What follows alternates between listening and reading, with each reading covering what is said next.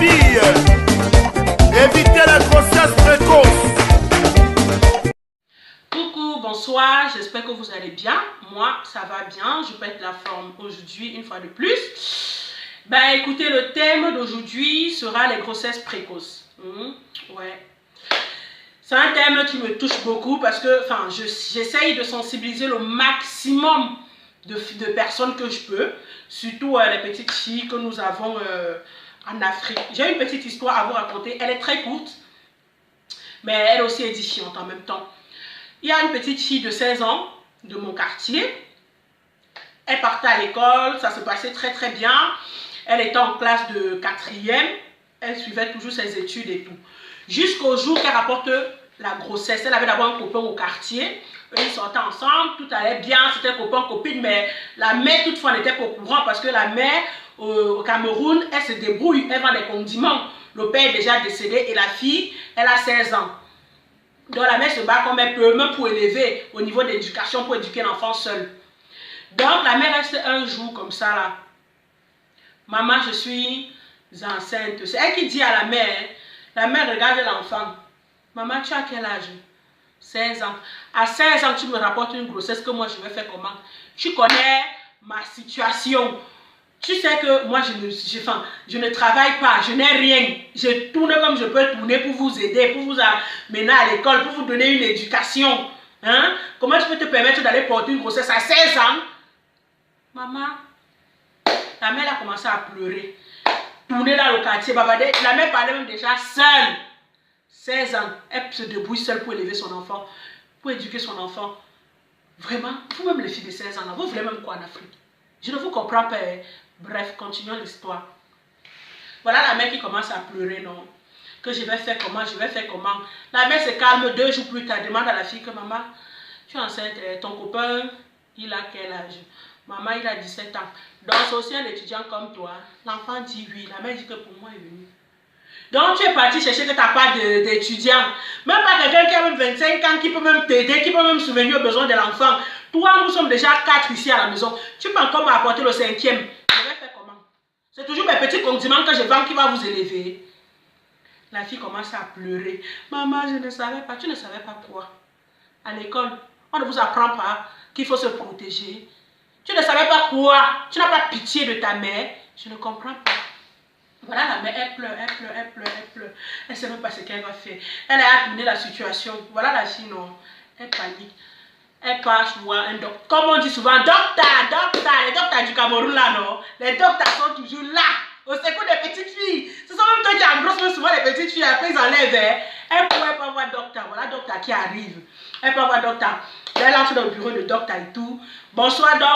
Il dit que bonsoir ma fille, comment tu vas? Bien. Qu'est-ce qui t'amène aujourd'hui? Ouais, doc, elle commence à expliquer, non, que ouais, comme tu vois là et tout, je ne sais même pas comment faire, je suis obligée d'enlever parce qu'avec ma mère là, je ne comprends pas. Oh, doc demande 30 000, non. La fille quitte. La mère envoie le lendemain donner l'argent de la réunion. Non, l'argent de sa tontine, non. 20 000, la fille prend. Elle met de côté. Quand la mère demande que tu as cotisé, oui, tu as donné l'argent à qui? À tel monsieur. Elle dit ok, ça va. La mère sait qu'elle a cotisé. Pourtant, la mère a déjà échoué la réunion. Échoué. Voilà maintenant alors, elle cherche encore 10 000 pour compléter, non. Elle cherchait pas à voir son copain. Le copain dit que non, j'ai que 2 000. Il donne. Ça fait 22 000. Elle cherche, elle pas même voir ses cousines. On collectionne 500, on lui donne 1000 francs. Ça fait combien? 23 000. Il manque 7 000. Elle va prendre où? Elle même est-ce qu'elle travaille? Elle court. Donc, pardon, comme tu vois là, je n'ai pas moi pu revenir toute la somme d'argent. Il manque 7 000.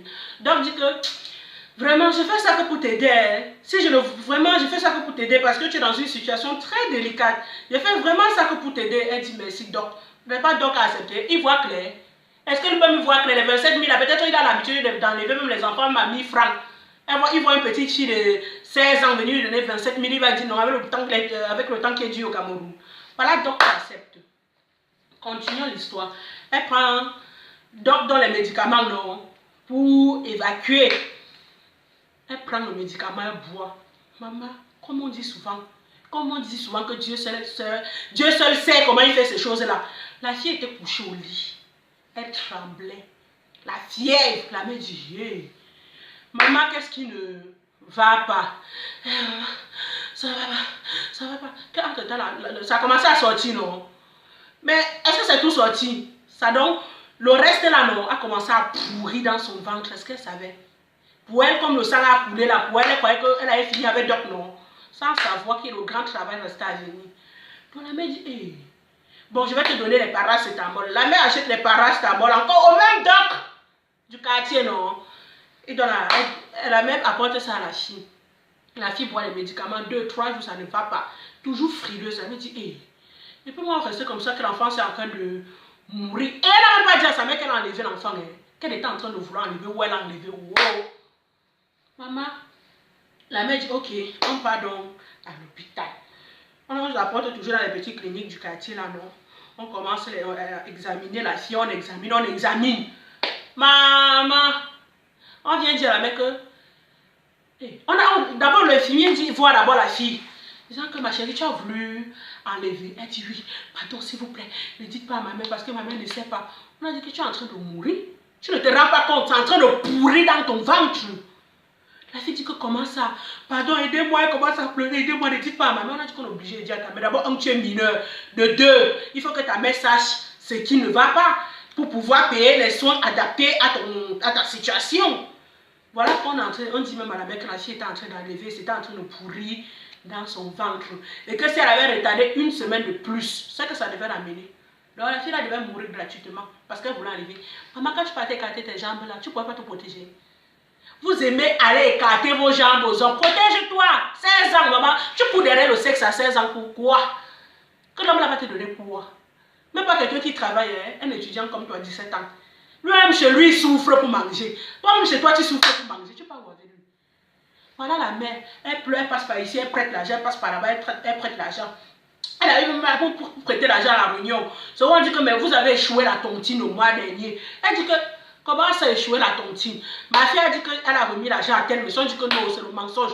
Elle va chez le monsieur, la mère a dit hé! Hey!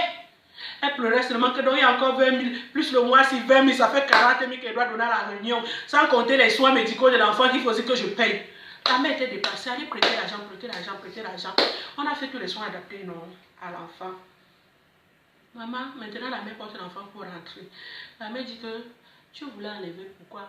Ouais maman, on souffre non. La mère dit que tu sais que je souffre maman. Donc tu sais très bien que je souffre. Et tu peux écarter tes jambes à 16 ans sans te protéger. Et à 16 ans tu pars où d'abord avec l'homme? Tu crois que l'homme peut t'apporter quoi? La mère a commencé encore à pleurer. La fille, elle avait pitié de sa mère. Elle a dit, maman, je suis désolée. Je ne ferai plus, je ne te manquerai plus de respect. Oh, elle commence à pleurer, elle demande pardon à la mère. Maman, je vais vous dire une chose. Ça, c'était mon message d'aujourd'hui. Les petites filles, là, pardon, fermez vos jambes. Il n'y a rien dehors qu'un homme peut vous donner. Hein? Fermez vos jambes. Quand vous faites comme ça, n'est-ce pas, vous pleurez, vous entrez encore voir maman, pour que maman vous donne quelque chose. Hein? Et n'exagérez pas. Ce que votre mère vous donne là, il faut prendre. Ce que Dieu vous donne, il faut être reconnaissant dans la vie. Dieu ne peut pas te donner 1000 francs, tu demandes 15 000. Il y a un problème. Bref, comme je disais tantôt, donc, vous les petites filles là, ma part de conseil que je peux vous donner avant la fin, c'est que vous les petites filles là, nous savons que de nos jours, les femmes connaissent les hommes à 12-13 ans. À 12 ans, tu vois, une fille a déjà ses premiers rapports sexuels. Elle n'a même pas encore les seins. C'est même pas encore. Non, c'est encore les billes. Comme on dit au Cameroun, les billes là, les petits billes là. Elle commence à gesticuler dans les quartiers, autant pour moi. Elle commence à danser un peu là. Ouais, les petites sauterelles là, non. Maman, un homme, vous voyez votre mère pauvre. Elle n'a rien. Elle ne parvient même pas à vous faire manger. Si vous devez même sortir avec les hommes, allez chercher les hommes qui peuvent bien vous positionner, qui peuvent bien positionner vos familles. N'allez pas chercher les petits pisseurs au lit comme vous. Tu pisses au lit. Qui va aider l'autre à manger? Personne, puisque vous tous vous pissez déjà au lit. S'il vous plaît, hein, je ne vous interdis pas, vous pouvez sortir même avec tous les hommes du monde. Protégez-vous. 12 ans, on connaît, le monde n'en disconvient pas. Mais essayez de vous protéger. Les préservatifs là, pardon, c'est gratuit. Je dis même en pharmacie au Cameroun, hein. Pas que c'est gratuit en pharmacie. Donc vous pouvez toujours aller prendre. Et les hommes, généralement, vous disent quoi? Ah, moi, j'aime pas les préservatifs. Parce que quand je mets les préservatifs, ça m'empêche de jouir. Je n'ai pas le contact avec toi. Donc je ne te ressens pas. Je ne ressens pas que je suis dans toi. Et pourtant, moi, je vais éjaculer dans toi. Il va éjaculer dans toi, maman. Si tu tombes enceinte là, il va partir. Oh. Hey, dès que tu vas sortir, le mot va te dire que ce n'est pas lui le père d'enfant. Je ne suis pas le père de l'enfant. Va chercher le véritable père de ton enfant. Qui va pleurer? C'est pas toi. Qui va encore plus pleurer dans l'histoire? C'est pas tes parents, parce que ce sont eux qui vont souffrir. Ils n'ont même pas d'abord de quoi manger. Toi-même, tu n'as pas de quoi manger. Protège-toi. Il n'y a rien qu'un homme peut te donner dehors. Tous sont des bandits. Ils ne peuvent rien t'apporter. Un homme là ne peut rien donner à une femme. Il faut compter que sur toi-même. Compte sur tes études. Compte sur ta capacité de femme. Ne pas sortir les pisseurs. Toi-même aussi. Hey, vous les femmes là. Pardon. Attendez même d'avoir même 18 ans. Même avant d'avoir vos premiers rapports sexuels. Pardon. Comme ça, vous êtes un peu intelligente. Les hommes ne vont pas vous tromper facilement. J'espère que vous avez bien compris, mes soeurs. On reste ensemble.